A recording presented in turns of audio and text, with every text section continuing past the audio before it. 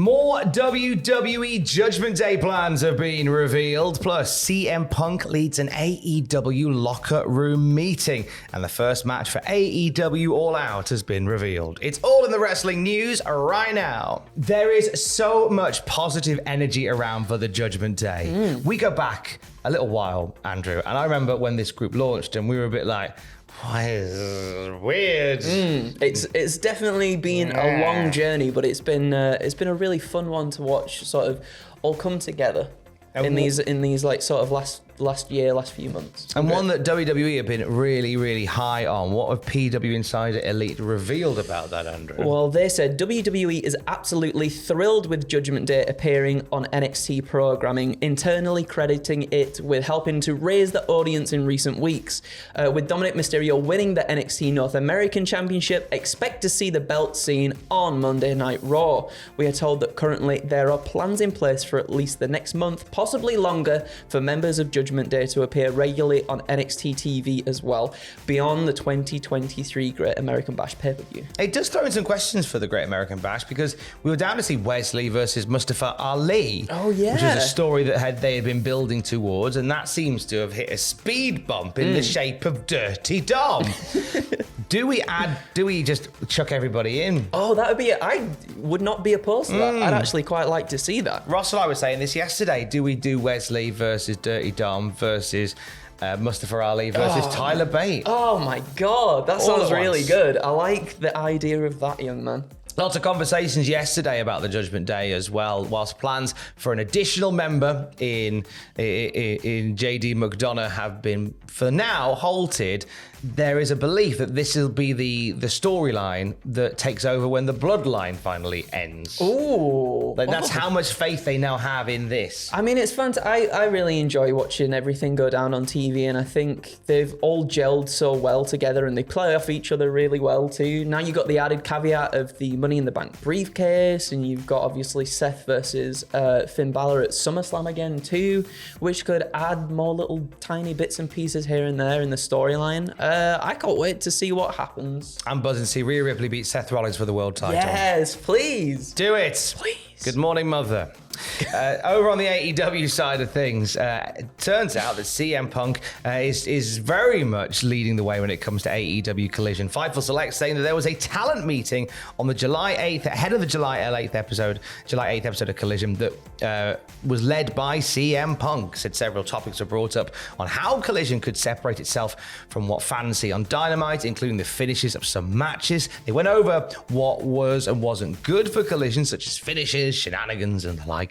There was also subjects covered such as promoting AEW projects and shows, especially the Fight Forever video game. Some of the safety guidelines were also covered during the meeting, which is important. Yeah. Now, there is already a bit of a divide when you look online of fans that enjoy Dynamite and fans that enjoy Collision. Oh, really? I haven't been seeing that. I've sensed a bit of energy about it in terms of like the way that Collision's put together. I think some people prefer that to Dynamite and vice versa.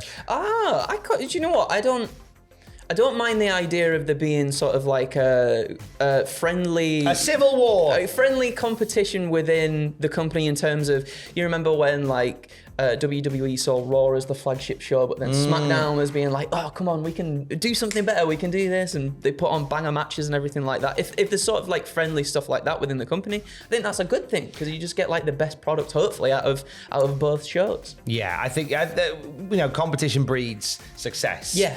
I think that when some of the darker times for wrestling was in sort of 2001, when there wasn't really any competition, and when competition came in again, then you start to see wrestling sort of find its feet once more. Yeah, definitely. So I'm a firm believer that even internal competition is good competition.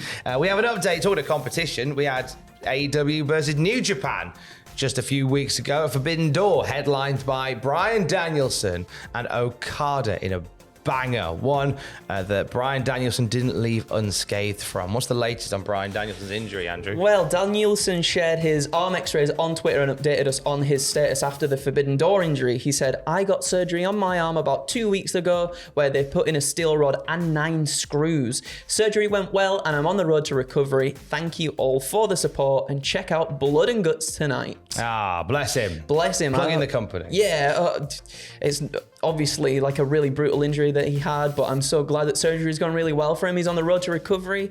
Just take all the time you need, Danielson. We miss you, though. We'll bloody well miss you, we do. What a phenomenal new move for his Arsenal, though. He now has the Lex Luger forearm that he can use in his matches. Is that like the Logan Paul knockout punch? It's now he's like got that. What would you call it?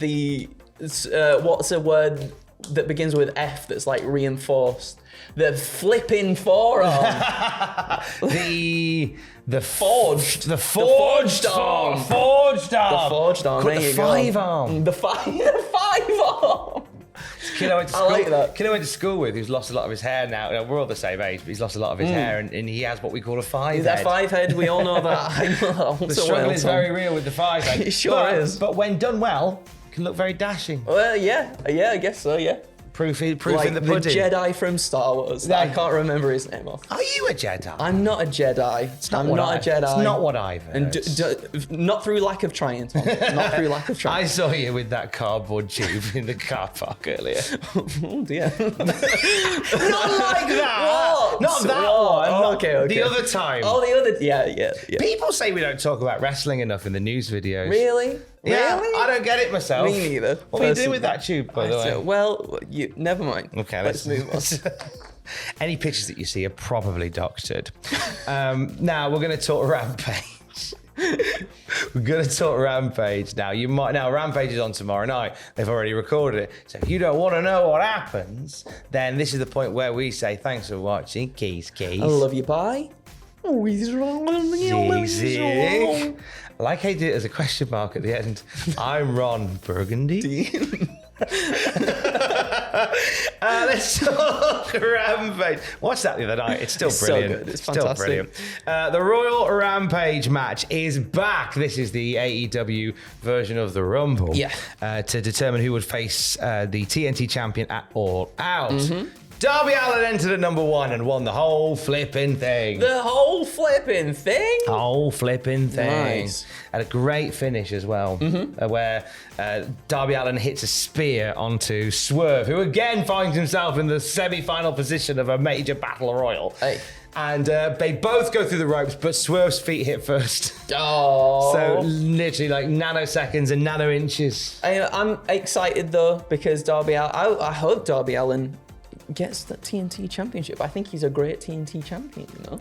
Yeah, I think TNT title will forever need some love, doesn't it? Yeah, definitely. And Darby feels like the kind of guy who just goes out there all the time and is like challenge. And I just like seeing that with the TNT title, you know? And I hope he does win, and I hope he does go on to do some lovely things with it again. Oh, I like lovely things with it. Hey, and we'll have more wrestling news throughout the day at cultaholic.com. Go back to your home on Whore Island. Love you. Bye.